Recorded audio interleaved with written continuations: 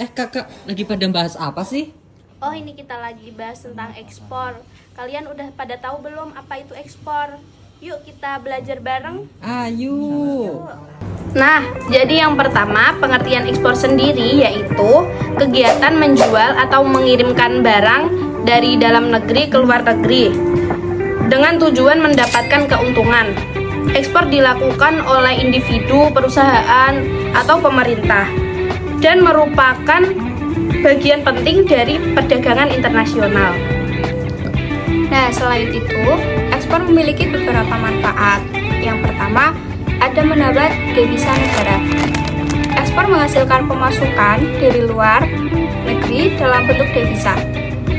Yang penting untuk membiayai impor, membayar utang luar negeri, dan menjaga kestabilan ekonomi. Yang kedua, memperluas pasar produk lokal.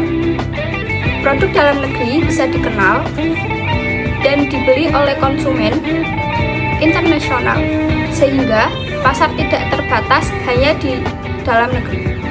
Yang ketiga, meningkatkan produksi dan skala ekonomi.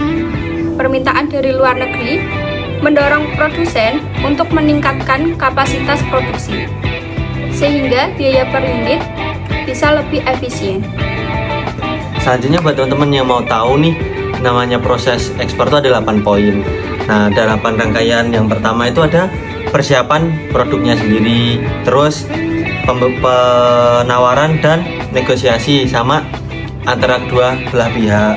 Yang ketiga itu ada pembuatan kontrak dagang. Yang keempat ada perizinan ekspor ke pemerintah antara dua belah negara pihak. Nah, terus yang kelima itu ada pengangkutan dan pengapalan atau proses pengirimannya sendiri. Yang keenam itu ada asuransi ekspor, itu biasanya buat jaga-jaga misal barang kita ada kendala atau kecelakaan di proses pengirimannya. Nah, terus ada yang ketujuh itu pembayarannya. Yang terakhir ada penerimaan dan tindak lanjut antara dua belah pihak. Selain proses, ekspor juga memiliki beberapa tantangan.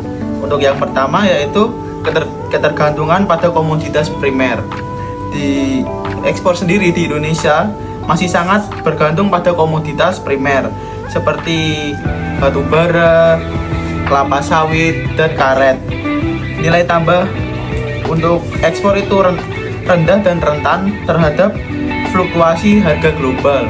Untuk yang kedua ada infrastruktur dan logistik. Biaya logistik di Indonesia tergolong tinggi akibat infrastruktur yang belum memadai.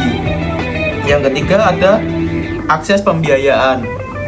Banyak pelaku UMKM yang sulit untuk ekspor produknya karena keterbatasan biaya atau anggunan. Nah, di dalam ekspor juga kita memerlukan strategi. Nah, apa aja sih strategi yang kita perlukan? Nah, yang pertama itu ada riset pasar. Karena di setiap pasar internasional atau ekspor memiliki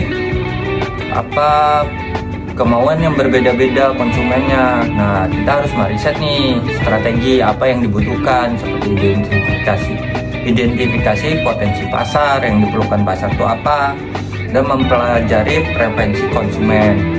Yang kedua, penyesuaian produk, di mana penyesuaian produk itu berupa ada adaptasi produk, di mana setiap negara kita harus beradaptasi dengan lingkungan dan budaya. Dan yang kedua yaitu inovasi, karena di ekspor kita harus terus berinovasi.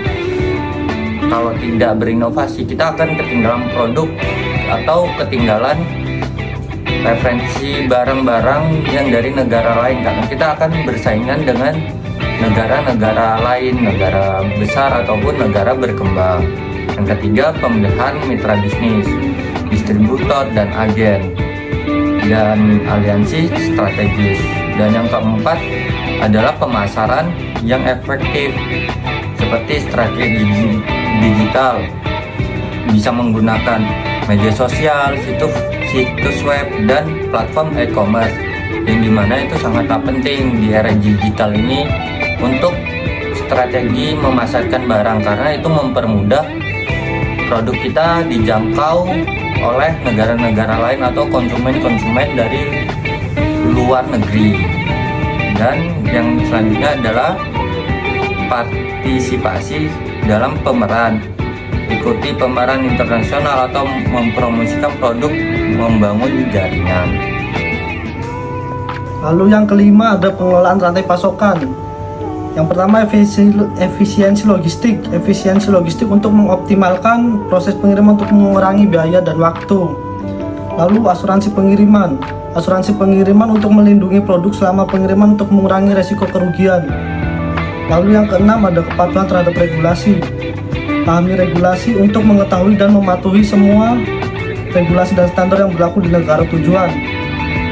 Dan dokumentasi yang lengkap untuk memastikan semua dokumen ekspor yang disiapkan dan sesuai dengan persyaratan. Lalu yang ketujuh, penetapan harga yang kompetitif. Yang pertama ada analisis biaya. Analisis biaya untuk menghitung semua biaya terkait ekspor untuk menentukan harga yang kompetitif. Dan kebijakan diskon untuk mempertimbangkan penawaran diskon untuk pembelian dalam jumlah besar atau kemitraan jangka panjang. Dan yang ke-8 sendiri itu ada pelatihan dan pengembangan sumber daya manusia, seperti pelatihan karyawan tentang praktik terbaik dalam ekspor dan pemahaman pasar internasional. Kemudian tim khusus yang fokus pada kegiatan ekspor untuk meningkatkan efisiensi. Untuk poin yang terakhir adalah poin yang ke-9, di mana evaluasi dan penyesuaian strategi. Analisis kinerja dilakukan secara berkala terhadap ekspor dan disesuaikan strategi jika diperlukan. Kemudian ada umpan balik pelanggan, di mana pelanggan dimintai umpan balik untuk meningkatkan produk dan layanan. Selanjutnya, kesimpulan dari pengertian ekspornya adalah mengimplementasikan strategi yang tepat sangat penting untuk kesuksesan ekspor. Dengan riset yang baik, penyesuaian produk, dan pengelolaan efisien, perusahaan dapat meraih peluang baru di pasar internasional. Terima kasih.